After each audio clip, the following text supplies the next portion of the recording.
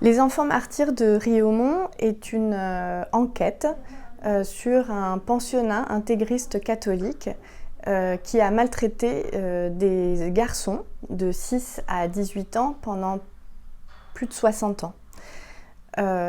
Cette communauté religieuse de la Sainte-Croix de Riaumont se trouve dans un bois sur une petite colline à Liévin, dans le Pas-de-Calais.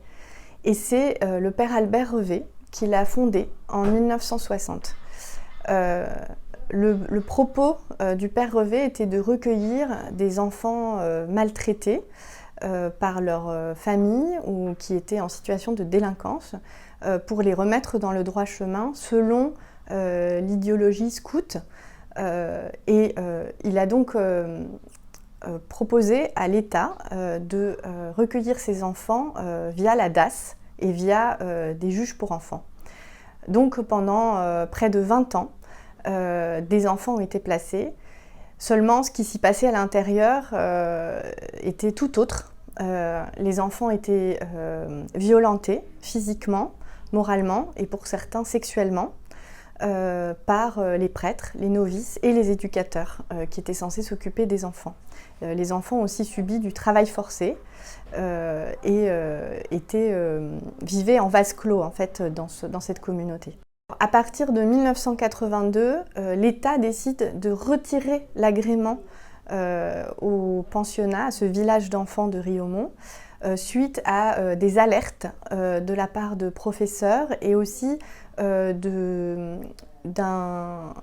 rapport de 3 juges pour enfants qui vont dévoiler ce que tout le monde savait en réalité, mais qui était une sorte d'omerta, c'est-à-dire une maltraitance organisée de ces enfants.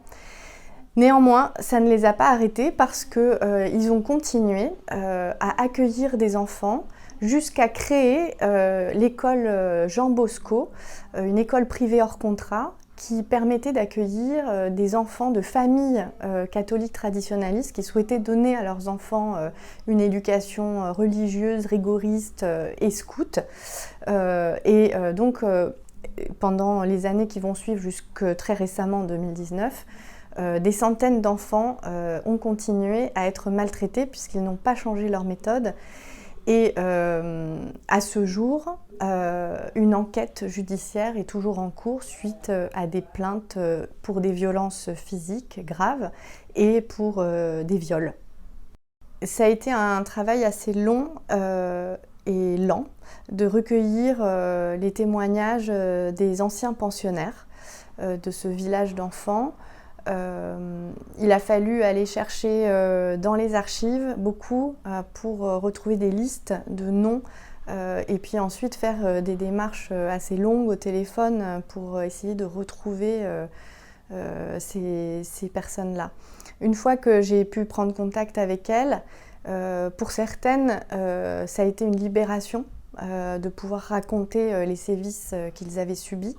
Pour d'autres, le chemin était plus difficile, plus escarpé, parce qu'il y avait une forme de honte, il y avait aussi un sentiment de trahison vis-à-vis du village de Riaumont qui les avait recueillis, et donc ils ne souhaitaient pas forcément dire toute la vérité sur ce qui leur était arrivé.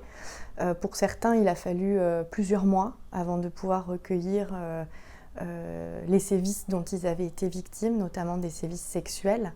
Donc, dans ce livre sont réunis des témoignages inédits. C'est des personnes qui n'ont jamais parlé, qui n'en avaient même jamais parlé à leur propre famille.